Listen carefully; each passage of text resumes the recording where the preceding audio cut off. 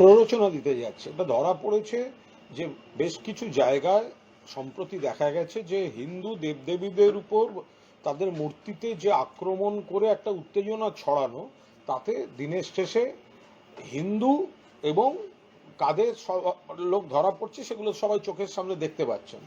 তো সেখানেই এখন শাক দিয়ে মাছ ঢাকা আর আরও বেশি প্ররোচনা দেওয়ার জন্য সুকান্তবাবু সেখানে গেছেন। এপাশ ওপাশ চারপাশ থেকে কিছু লোকজন নিয়ে গেছেন।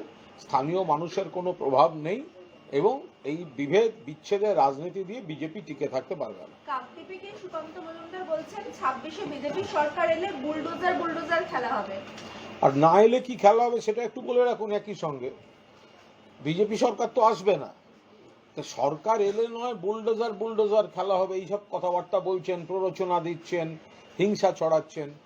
তো না এলে কি হবে, তো সেইগুলো একটুখানি উনি বলে রেখে দিন।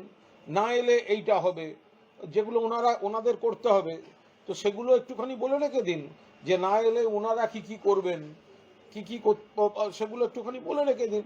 শুভেন্দু অধিকারী বলছেন যে এনআইএ কে দিয়ে দিক কাকদ্বীপে তদন্ত, তাহলে সব বেরিয়ে আসবে। আমি ঠিক বলেছি? আর কতবার এনআইএ সিবিআই ইডির গল্প কতবার শোনাবে এরা?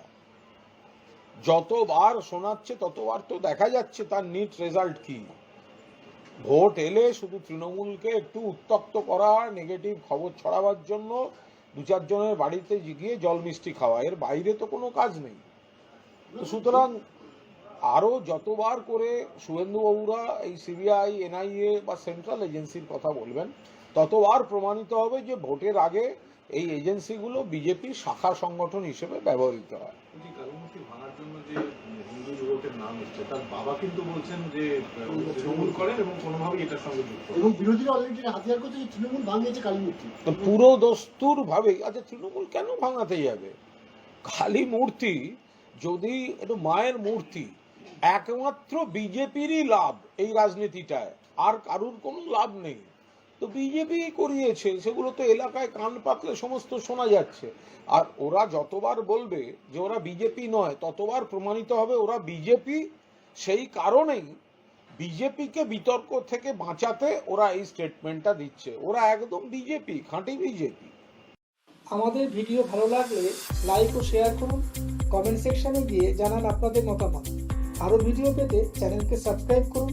প্রতি মুহূর্তে খবরের আপডেট পেতে প্রেস করুন বেল আইকন।